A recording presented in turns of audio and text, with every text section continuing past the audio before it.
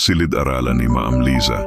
Tahimik na karaniwang araw iyon sa Barangay San Miguel, isang maliit na bayan sa gilid ng ilog.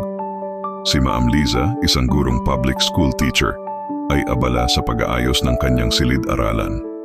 May mga makukulay na kartulina sa dingding, may mga poster ng alpabeto, at mga gawa ng kanyang mga estudyante na may nakasulat na "Pangarap kong maging guro." Ngunit isang hapon biglang dumilim ang langit. Malakas ang hangin at maya-maya'y bumuhos ang ulan. Sa ilang minuto lang, ang ilog sa may tabing paaralan ay umapaw. "Ma'am! Ma'am! Tumataas na po ang tubig." Sigaw ng isa sa mga magulang na dumaan. Agad nagdesisyon si Ma'am Liza, hindi na siya nagdalawang isip. Binuksan niya ang pinto ng kanyang silid-aralan at tinawag ang mga kapitbahay, mga magulang, at kahit mga batang nakatira malapit. "Tara, dito muna kayo. Ligtas dito sa loob," sabi niya habang tinutulungan ang mga tao na makapasok.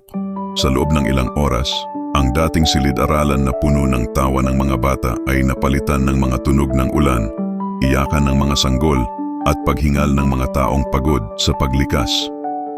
Ginamit ni Ma'am Liza ang mga upuan at mesa bilang higaan. Tinakpan niya ng mga kurtina ang mga bintana para hindi pumasok ang malamig na hangin. Maging ang mga lumang kartulina ay ginawang pantakip sa sahig para hindi lamigin ang mga bata. "Ma'am, may pagkain po ba?" tanong ng isang ina habang yakap ang anak. "May kaunting biskwit pa sa kabinet.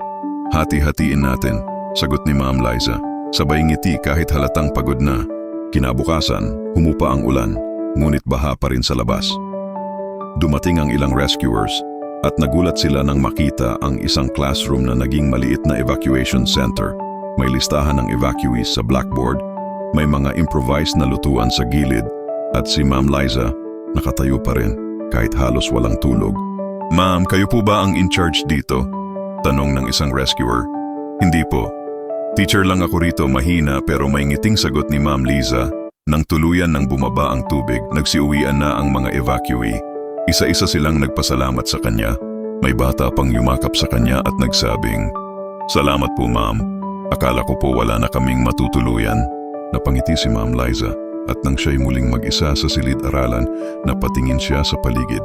Magulo, basa at marumi, pero buhay ang lahat ng taong naroon kagabi. Kinuha niya ang chalk at sa pisara ay sumulat ng mga salitang, "Ang silid-aralan ay tahanan din."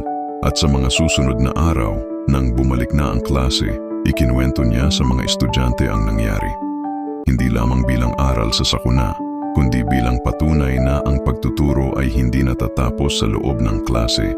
Minsan, nagiging pagtulong, pag-aaruga, at pagmamahal sa kapwa.